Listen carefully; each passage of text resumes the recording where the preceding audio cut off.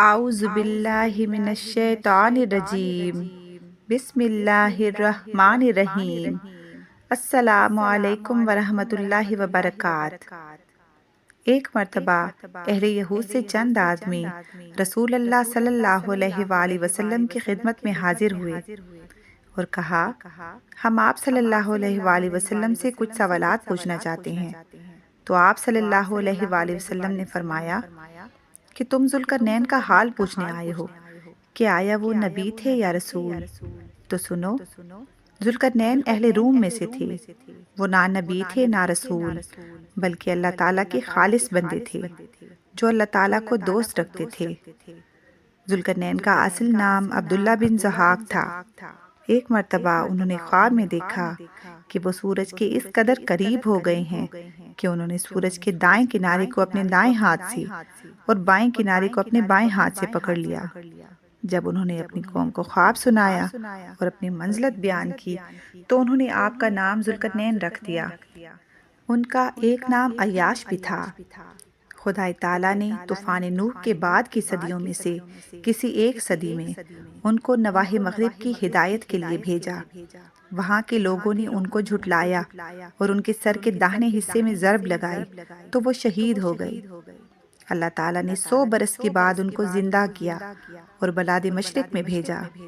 وہاں کے لوگوں نے بھی ان کی تکذیب کی اور ان کے سر کے بائیں حصے میں ضرب لگائی جس سے وہ شہید ہو گئے۔ اللہ تعالیٰ نے 100 برس کے بعد انہیں پھر زندہ کیا اور ان کے سر پہ جو 2 ضربتیں لگی تھیں ان ضربتوں کی جگہ 2 کھوکھلے سینگ پیدا کر دیے جن کو سلطنت کی عزت اور نبوت کی علامت قرار دیا۔ انہی سینگوں کی وجہ سے بعض روایات میں ملتا ہے کہ آپ کی قوم نے آپ کا نام ذوالقرنین رکھ دیا، یعنی 2 سینگوں والا۔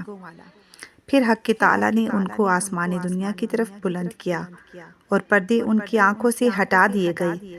تمام دنیا کی چیزیں، خشکی، تری پہاڑ، صحرا، چٹیل میدان اور کچھاریں، انہیں سب دکھائی دینے لگے، یہاں تک کہ مشرق اور مغرب کی تمام چیزوں پر ان کی نگاہیں پڑ گئیں۔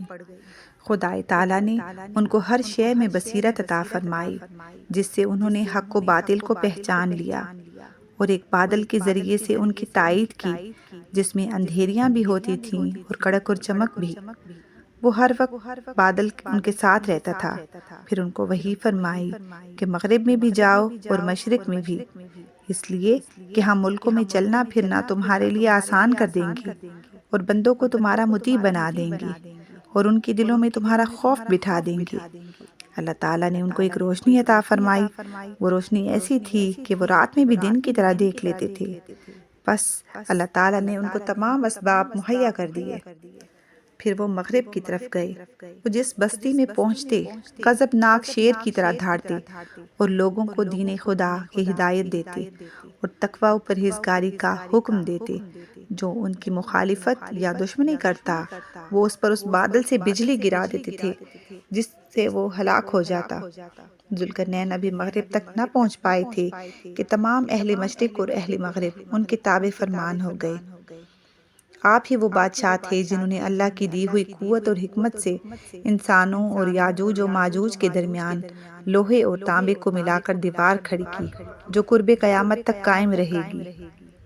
کہا جاتا ہے کہ ذوالقرنین ان 4 لوگوں میں سے ایک تھے جن کو اللہ تعالیٰ نے مشرق اور مغرب پر حکومت عطا کی تھی۔ اسی طرح کی مزید معلوماتی ویڈیوز کے لیے میرے چینل کو لائک اور سبسکرائب کرنا نہ بھولیں۔